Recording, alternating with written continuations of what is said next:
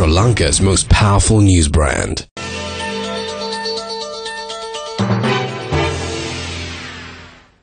A very good afternoon and welcome to Lunchtime News on TV1. We're coming to you live and direct from the Newsfirst studios here in Colombo. Let's first start off with a look at the stories that made it your headlines this afternoon. Construction of an oil tank with a capacity of 15,000 cubic meters begins in Kolonava. 8 suspects tied to underworld gang leader Madhusha arrested. Blaze at South Korean gym kills 29. Taking a look at your news in detail now with the lead story this afternoon. A meeting to review the progress of the projects carried out in the Polonnaruwa district in the year 2017 was held today at the Polonnaruwa district secretariat. The meeting was attended by heads of all public institutions in the district as well as other public officials.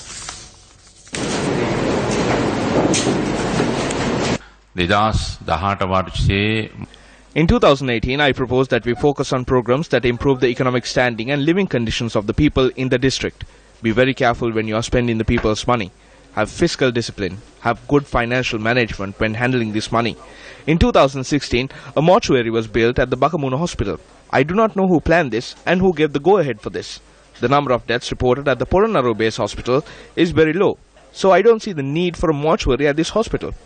I would have never approved this if I knew about it. People involved in making such decisions should think more carefully. In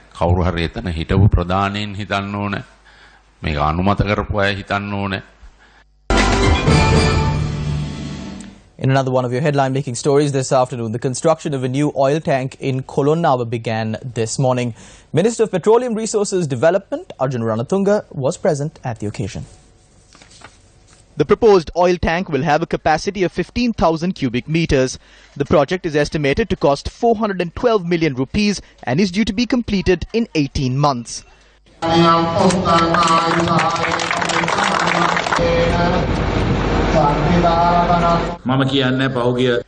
not going to say that the recent fuel crisis was good for the country. However, I see the good in various outcomes. The fuel crisis led to politicians focusing more attention on this. We have engaged in discussions and taken a decision to renovate 6 other tanks as well. There are talented people working in this cooperation. Some have been sidelined, but we will ensure that we will right these wrongs and take this forward.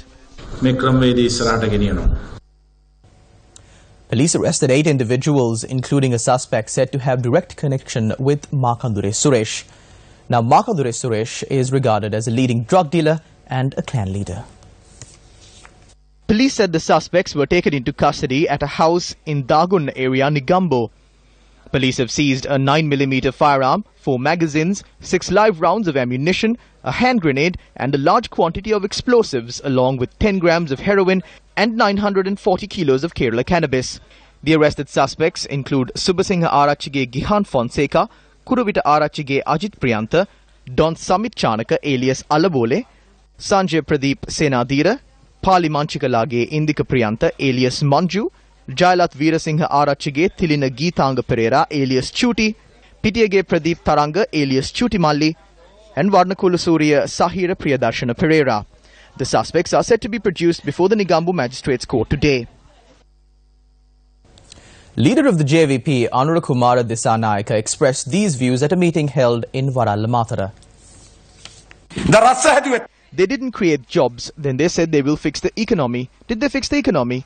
At that time they said Ranil Wickremesinghe didn't know how to carry a child, doesn't know how to sit, how to worship, how to go to a village. It was said he didn't know how to eat off a banana leaf and couldn't walk in the fields. Those are not important to us, but they said he had the biggest knowledge in Asia. But they said he had the biggest knowledge in Asia on how to build the economy. A group said that, didn't they? Did he fix the economy?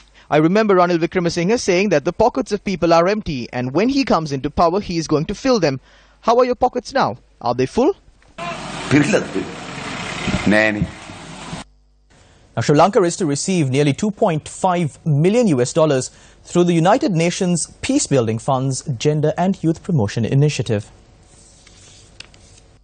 The United Nations Peace Building Fund's Gender and Youth Promotion Initiative 2017 has allocated a total of $27.5 million for 17 projects in 13 countries.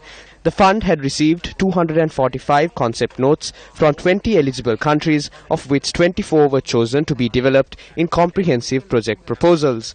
Accordingly, Sri Lanka will receive $2 million for a program targeted at building peace through the economic empowerment of women in northern Sri Lanka. The project is to be implemented by the ILO and the WFP.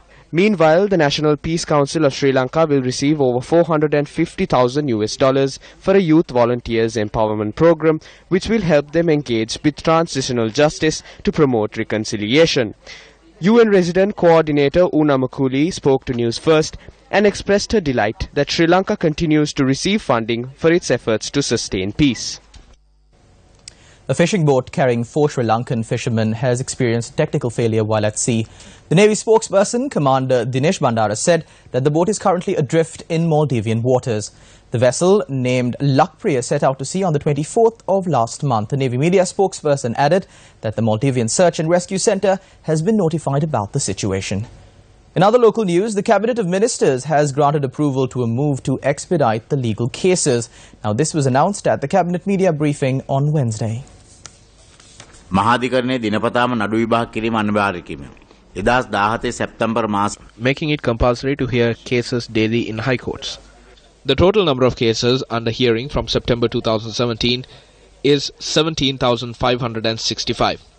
It is important to find immediate solutions to this issue, as this leads to the delay in case hearings. Therefore, the Cabinet approved the proposal made by Minister Thalta Atukorala to amend the Code of Criminal Procedures Act No. 15 of 1979 on the above purpose to expedite case hearings. ඉවත් කරපු යෝජනාව අමාත්‍ය මණ්ඩලය අනුමත කරා.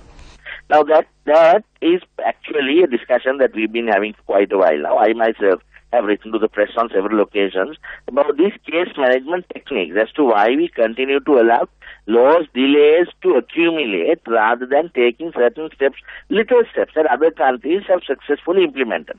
The public would not want certain people or certain families or certain parties identified only to prosecute those cases daily and finish it off. That would be unconstitutional. There would be questions of proportionality. There would be questions of equitable treatment before the law. If indeed you are looking at allocating those cases, then you must have some prioritization criteria, either above a certain threshold or where the allegation is above a certain monetary level. If you are addressing such cases that are due to be heard or that are waiting to be heard, then that sort of transparent criteria must be adopted. As long as that is done, I believe everyone would welcome expeditious processing of cases that are presently pending or cases that are to be tried. Now, with only 3 days left for the dawn of Christmas, the festive celebrations here in the country are at its height. And in line with that, the Sirasa Christmas Zone kicked off at Babe Street, Colombo yesterday. Joining us now with an update from the Sirasa Christmas Zone is Newsfirst, Cyrilla Fonseca. Good afternoon to all our viewers. At the moment, I'm in the Sirasa Newsfirst Christmas Zone in Babe Street, Colombo 2. As you can see, this place is beautifully decorated. At the same time, we have plenty of events for you. We have a snow zone for you. We'll be having magic shows and plenty more.